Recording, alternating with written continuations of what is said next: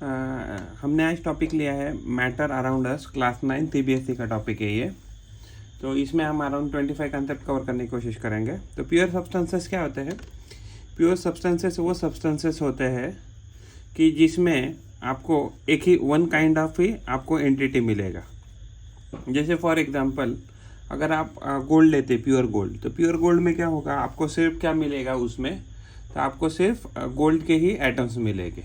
या अदरवाइज अगर आपने वाटर लिया, तो वाटर लिया तो क्या हो जाएगा, तो हर जगह अगर आप ढूंढेंगे तो आपको सिर्फ क्या है, H2O के मॉलिक्यूल मिलेंगे। यानी कि अगर उसमें छोटे से छोटा हिस्सा भी अगर प्योर मेटल सब्सटेंस का लेने की कोशिश की, तो आपको क्या मिलेगा, उसमें सिर्फ वाटर के मॉलिक्यूल मिलेंगे। अगर फॉर एग्जांपल आपने गोल्ड मेटल लिया, तो आपको क्या होगा, सिर्फ गोल्ड के ही एटम मिलेंगे। तो एलिमेंट्स और कंपाउंड्स प्योर सब्सटेंस के एग्जांपल दिए हैं, जैसे सिल्वर है, फिर गोल्ड है, फिर हीलियम गैस है, और फिर पानी वाटर है। तो ये क्या है, प्योर सब्सटेंस है। It is made up of one kind of entity. तो इसमें क्या है, सिर्फ एक ही सब्सटेंस होगा, एक ही एक्चुअली एंटिटी होता है। जैसे फॉर एग्जांपल उसमें से छोटा हिस्सा क्या हो जाएगा, ये मॉलिक्यूल जो है वो क्या हो जाएगा, H2O को मिलेगा। अगर वो प्योर एलिमेंट रहेगा, अगर एलिमेंट के फॉर्म में रहेगा, तो वो क्या रहेगा, तो ये एटम के फॉर्म में रहेगा। स्मॉलेस्ट उसका जो कॉन्स्टिट्यूइंग मटेरियल रहेगा। तो एक्चुअली एलिमेंट के केस में क्या रहेगा, तो एलिमेंट के केस में वो रहेगा एटम, एंड अगर वो कंपाउंड है तो कंपाउंड के केस में क्या रहेगा, तो एक मॉलिक्यूल रहेगा। Pure substances can not be made into simpler form, यानी कि हम उसको सिंपलर फॉर्म में नहीं ला सकते हैं फिजिकल मेथड से। यानी कि अगर आप घर में कोई कुछ कोशिश करके अगर उसको अलग करने की सेपरेट कोशिश करेंगे, तो वो सेपरेट नहीं हो सकता है। यानी कि उसको सेपरेट करना है तो आपको स्पेशलाइज लैब ही चाहिए, जहाँ आप उसको सेपरेट कर सकते हैं। तो उनका क्या है, एक्चुअली फिक्स कंपोजिशन होता है। जैसे पानी अगर आप देखें, हर जगह भी अगर पानी देखें, तो पानी का जो भी मॉलिक्यूल है, चाहे आप समुंदर का ले लो या नल का ले लो या टैप वाटर ले लो, तो उसका जो मॉलिक्यूल है, तो उसका मॉलिक्यूल हमेशा H2O का ही मिलेगा। अगर आप गोल्ड की भी बात करते हैं, अगर आप गोल्ड प्योर एलिमेंट अगर लेते हैं, तो कहीं से भी लीजिए, साउथ अफ्रीका से लीजिए या जापान से लीजिए, अमेरिका से लीजिए, तो आपका जो एटम है, तो उसमें सिर्फ क्या रहेगा, तो गोल्ड ही रहेगा। तो उसके एग्जाम्पल्स है। तो एक्चुअली डायमंड क्या है, diamond is the form of a carbon. तो एक प्योर सब्सटेंस है। तो डायमंड में कार्बन छोड़कर बाकी आपको कुछ नहीं मिलेगा। अगर कार्बन डाइऑक्साइड की बात करते हैं, तो कार्बन डाइऑक्साइड में क्या होता है, कार्बन डाइऑक्साइड में आपको सिर्फ क्या मिलेगा, CO2, इसका ही मॉलिक्यूल मिलेगा। फॉर एग्जांपल अगर आप मान लीजिए आपने पेपर जलाया और अगर carbon dioxide colour gas collect किया, तो आपको CO2 ही मिलेगा। मान लीजिए आपने लकड़ी जलाया और आपने गैस कलेक्ट किया, तो भी आपको CO2 ही मिलेगा। या अदरवाइज आपने और कोई मटेरियल अगर भी जलाया, तो भी आपको क्या मिलेगा, CO2 ही मिलेगा। तो उसके बाद हमारा नेक्स्ट कंसेप्ट है एलिमेंट क्या है। तो एलिमेंट क्या है, तो एलिमेंट एक्चुअली क्या होता है, एलिमेंट में ओनली वन टाइप ऑफ और one class of atom element रहता है। तो एलिमेंट क्या रहता है कि उसमें only one element, only one substance रहेगा। जैसे फॉर एग्जांपल वो मेटल भी हो सकते हैं एलिमेंट आपके, नॉन मेटल भी हो सकते हैं, या मेटोलाइट भी हो सकते हैं। और एक्चुअली ये क्या है, ये प्योर मटेरियल में आता है। एलिमेंट एंड कंपाउंड क्या है, तो आपके प्योर मटेरियल है या प्योर सब्सटेंसेस है। नेक्स्ट हमारा कंसेप्ट है प्योर मटेरियल या सब्सटेंसेस। तो जो आपके प्योर मटेरियल और सब्सटेंसेस होते हैं, तो उनका जो नेचर है होमोजीनियस होता है। यानी कि आप उसको सेपरेट आप ऐसे आंखों से बोल नहीं सकते कि भाई इसमें ये कार्बन है और ये नाइट्रोजन है, ये ऑक्सीजन है, आप ऐसा नहीं कह सकते हैं। फॉर एग्जांपल अगर आप जब भी होमोजीनियस का अगर कोई भी स्मॉलेस्ट अगर कंपोनेंट उठाएंगे, तो कंपाउंड रहेगा, तो उसका स्मॉलेस्ट कंपोनेंट क्या रहेगा, तो मॉलिक्यूल रहेगा। अगर आप मान लीजिए कोई एलिमेंट लेते, तो उसका स्मॉलेस्ट एलिमेंट क्या रहे, कॉन्स्टिट्यूइंग पार्टिकल क्या रहेगा, तो एटम रहेगा एलिमेंट के केस में, और कंपाउंड के केस में मॉलिक्यूल मिलेगा। तो एक्चुअली वो होमोजीनियस नेचर के रहते हैं, और कंपोजिशन उनका क्या रहता है, कांस्टेंट रहता है, यूनिफॉर्म रहता है। आप किसी भी कॉर्नर से भी अगर मान लीजिए आपके पास बड़ा कंटेनर है, और बड़े कंटेनर से आप कौन सा भी स्मॉलेस्ट भी पार्टिकल अगर पिक करते हैं एक्सपेरिमेंट पर्पस के लिए, तो उसका कंपोजिशन आपको क्या मिलेगा, कांस्टेंट या यूनिफॉर्म मिलेगा। और उनकी खास बात ऐसे रहती है कि जो भी प्योर मेटल है या कंपाउंड है या प्योर मटेरियल है या कंपाउंड भी हो सकते हैं, तो एलिमेंट भी है, तो उनका क्या होता है, बॉइलिंग पॉइंट और उनका मेल्टिंग पॉइंट क्या होता है, फिक्स रहता है। तो वो चेंज नहीं होता है। अगर मान लीजिए अगर आपने 1 एटमॉस्फेरिक प्रेशर पे उनका बॉइलिंग पॉइंट और मेल्टिंग पॉइंट अगर मेजर किया, अगर वो आइदर एलिमेंट है या कंपाउंड है, तो उनके बॉइलिंग पॉइंट और मेल्टिंग पॉइंट 1 एटमॉस्फेरिक प्रेशर पे फिक्स रहेगा। हो सकता है कि अगर आपने अलग अलग एटमॉस्फेरिक प्रेशर लिया तो उनका बॉइलिंग पॉइंट या मेल्टिंग पॉइंट चेंज हो, but at a particular atmospheric pressure क्या है कि वो बॉइलिंग पॉइंट और मेल्टिंग पॉइंट सेम ही आपको दिखाएंगे। इन chemical reaction produce predictable result. मान लीजिए कोई केमिकल रिएक्शन उनकी करवाने की कोशिश की प्योर सब्सटेंस की, तो प्योर सब्सटेंस में क्या है कि जो भी उनके जो रिजल्ट्स आने वाले केमिकल रिएक्शन के, तो आप वो पहले ही एडवांस में ही प्रेडिक्ट कर सकते हैं। उसके बाद है हमारा कंसेप्ट कंपाउंड। तो कंपाउंड क्या होता है? कंपाउंड्स कंसिस्ट ऑफ 2 और more different types of element. यानी कि देखिए इसमें क्या है कि मिनिमम कितने एलिमेंट चाहिए, तो मिनिमम 2 और मोर, यानी कि मिनिमम 2 एलिमेंट चाहिए। 2 एलिमेंट एक साथ आएंगे तो भी जाके आप क्या है कंपाउंड बोल सकते हैं। इसका अच्छा एग्जाम्पल है, मान लीजिए अगर आपने ऑक्सीजन प्लस ऑक्सीजन लिया तो ये O2 बनाता है।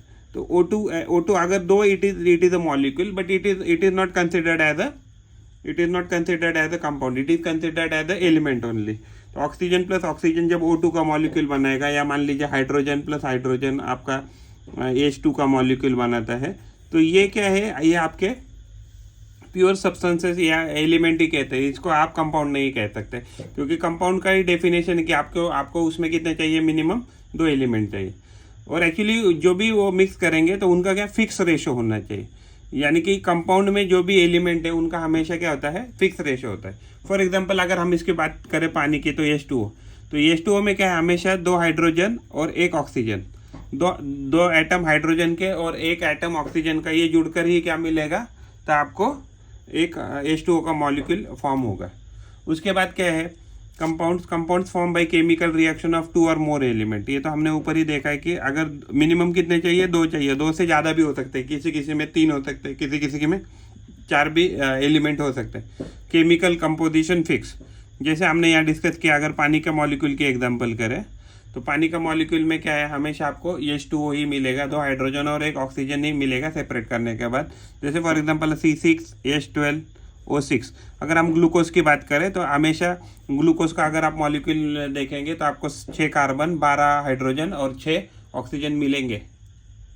नेक्स्ट कंसेप्ट, अगर हम कंपाउंड की बात करते हैं तो कंपाउंड में क्या होता है कि chemical composition of constituting element क्या होता है, फिक्स होता है।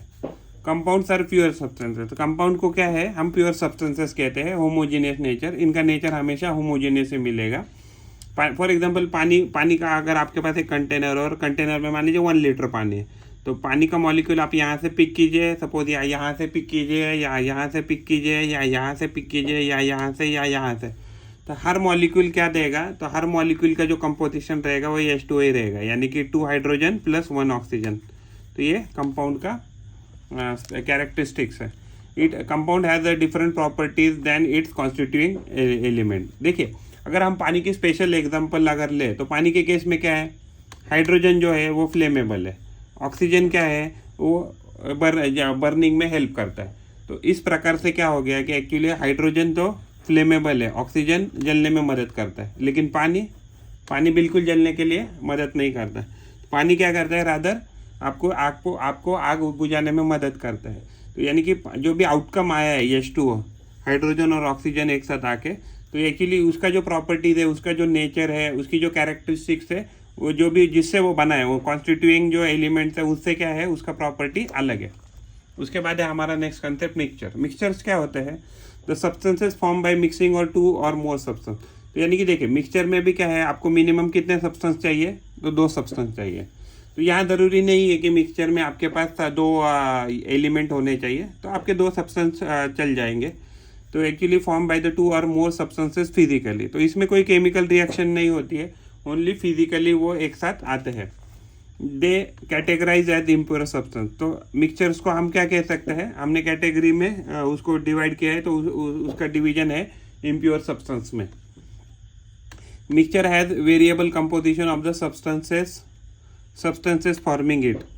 यानी कि क्या है कि जो कंपोजिशन है उसका, तो इसमें क्या है कि कंपाउंड में आपका फिक्स कंपोजिशन होता है, लेकिन मिक्सचर में क्या है, उनमें क्या होता है कि वेरिएबल कंपोजिशन होता है, इसमें कोई फिक्स कंपोजिशन नहीं होता है। No new substance formed after mixing. अगर मान लीजिए अगर आपने 2 सब्सटेंस को फिजिकली मिक्स किया, उसमें अगर कोई केमिकल रिएक्शन नहीं हो रही, तो कोई भी नया सब्सटेंस नहीं बनने वाला इसमें से। Property depends upon constituting element. मान लीजिए अगर आपने उसका एक अच्छा एग्जांपल है, फॉर एग्जांपल अगर आपने सॉल्ट लिया, सॉल्ट में अगर आपने आयन फाइलिंग डाल दी, सॉल्ट में आयन फाइलिंग डाल दी, मतलब ड्राई स्टेट में, मैं ये ड्राई स्टेट में कंसिडर कर रहा हूँ, सॉल्ट बिल्कुल भी पानी नहीं है, तो क्या हो जाएगा, वो आयन के साथ ड्राई स्टेट में कुछ भी रिएक्शन, केमिकल नहीं रिएक्शन करेगा, और आप उसको हाथ से भी आयन फाइलिंग्स को और सॉल्ट को सेपरेट आउट कर सकते हैं। तो ये क्या है, तो ये मिक्सचर का एक एग्जांपल है। H2O क्या है, ये कंपाउंड है। H2O का जो कॉमन नेम है वो है वाटर, हम उसको वाटर कहते हैं, केमिकल नेम है वाटर का H2O। इसमें क्या होता है कि दो हाइड्रोजन और एक एटम ऑक्सीजन जुड़कर H2O बनाता है। ये H2O2 यानी हाइड्रोजन पेरोक्साइड है। तो हाइड्रोजन पेरोक्साइड में क्या होता है, दो एटम हाइड्रोजन के और दो एटम ऑक्सीजन के एक साथ आते हैं और हाइड्रोजन पेरोक्साइड का फॉर्मेशन करते हैं। तो H2O2 क्या है, तो एक कंपाउंड है। अगर हम एलिमेंट्स की बात करें तो एलिमेंट्स के केस में क्या है कि अगर प्योर स्टेट में बात करें तो नंबर ऑफ प्रोटॉन जितने होते हैं उतने ही उसमें नंबर ऑफ इलेक्ट्रॉन होते हैं, तो उसको भी हम एलिमेंट कह सकते हैं। फॉर एग्जांपल एलिमेंट के केस में हमारे पास 118 एलिमेंट है, तो उसमें से हमने एग्जांपल लिया हाइड्रोजन है, फिर बोरॉन है, कार्बन है, सिलिकॉन है, तो ये क्या है, तो ये हमारे एलिमेंट्स है। तो मेटल क्या होते हैं, मेटल जनरली क्या होता है, जनरली सॉलिड, यानी कि अगर एक्सेप्ट अगर मान लीजिए मर्क्यूरी से छोड़े तो बाकी सभी मेटल आपको कहाँ मिलते हैं, तो सॉलिड स्टेट में मिलते हैं। They are hard, they are shiny, they are malleable यानी उनसे आप पतरा बना सकते हैं। वो फ्यूजिबल रहते हैं, डक्टाइल होते हैं। तो डक्टाइल यानी कि क्या, उससे हम वायर्स बना सकते हैं। गुड कंडक्टर्स ऑफ हीट और इलेक्ट्रिसिटी होती है। तो सॉलिड होते हैं, हार्ड होते हैं, शाइनी होते हैं, मेलेबल यानी कि पतरे बना सकते हैं या शीट बना सकते हैं उससे। तो यहाँ से हम क्या कर सकते हैं, शीट है तो मेलेबल प्रॉपर्टी, और डक्टाइल प्रॉपर्टी क्या है, तो उससे हम वायर बना सकते हैं। Good conductors of heat and electricity है। तो ये मेटल्स की कैरेक्टरिस्टिक्स है। तो एग्जांपल है मेटल्स के, एल्यूमिनियम है, कॉपर है, आयरन है, टिन है एंड गोल्ड है। हाँ, ये एग्जांपल हमने लिए हैं। अगर हम नॉन मेटल्स की बात करते हैं तो नॉन मेटल्स की क्या कैरेक्टरिस्टिक्स होती है, तो ये ब्रिटल्स नेचर्स के होते हैं, नॉन मेलेबल होते हैं एंड नॉन डक्टाइल होते हैं। यानी कि आप उससे शीट नहीं बना सकते हैं और उससे आप वायर्स भी नहीं बना सकते हैं और आसानी से वो टूट जाते हैं। तो उसके एग्जांपल है कार्बन है, बोरॉन है, ऑक्सीजन है। तो ये क्या है, आपके नॉन मेटल्स है। अगर हम मेटोलाइट्स की बात करें तो मेटोलाइट्स क्या होते हैं, मेटोलाइट्स एक्चुअली वो सब्सटेंसेस है कि दोनों प्रॉपर्टी शो करते हैं। वो मेटल्स की भी प्रॉपर्टी कुछ शो करते हैं, कुछ कैरेक्टरिस्टिक्स वो प्रॉपर्टी दो मेटल्स की भी शो करते हैं। जो मेटल्स और नॉन मेटल्स दोनों की प्रॉपर्टी शोज करते हैं तो उनको क्या बोलते हैं, तो उनको मेटोलाइट्स ऐसे कहते हैं। तो उनका एग्जांपल है आपके पास बोरॉन है, फिर उसके बाद सिलिकॉन है, जर्मेनियम है, आर्सेनिक है, एंटीमनी है एंड टेलुरियम है। तो एक्चुअली सिलिकॉन हो गया, जर्मेनियम हो गया। तो ये क्या है, हम सेमीकंडक्टर में मेटोलाइट्स यूज़ करते हैं। बोरॉन एक्चुअली क्या है, थोड़ा सा डिस्प्यूटेबल है। बोरॉन समटाइम्स क्या है, एज ए यूज़ किया जाता है नॉन मेटल, कैटेगराइज किया जाता है नॉन मेटल, बट वो कुछ प्रॉपर्टी आपकी इसकी भी शो करता है मेटल्स के। तो एक्चुअली मिक्सचर्स क्या होते हैं, हमारा नेक्स्ट पॉइंट है मिक्सचर्स क्या है। तो मिक्सचर आपको 3 फॉर्म में मिल सकते हैं, सॉल्यूशंस के फॉर्म में, सस्पेंशन के फॉर्म में या कोलॉइड के फॉर्म में। तो जो क्रूड ऑयल है या पेट्रोलियम में इसको कहते हैं। तो पेट्रोलियम क्या है, तो it is the mixture of hydrocarbons. अगर हम समुद्र का पानी, सी वाटर की बात करें तो सी वाटर क्या है, तो sea water is nothing but a mixture of various salts and water. अगर हम मिक्सचर की बात करते हैं तो मिक्सचर में क्या होता है, constituent element retain their own chemical property. क्योंकि मिक्सचर क्या है, तो फिजिकली एक साथ जुड़े रहते हैं, तो उनमें कोई भी केमिकल रिएक्शन नहीं होता है। तो जो भी कॉन्स्टिट्यूएंट एलिमेंट है जिससे वो मिक्सचर बना है, तो वो अपना इंडिविजुअल प्रॉपर्टी रिटर्न कर लेता है। मिक्सचर जो होते हैं, तो मिक्सचर 2 प्रकार के होते हैं, होमोजीनियस मिक्सचर होते हैं और हेटेरोजीनियस मिक्सचर होते हैं।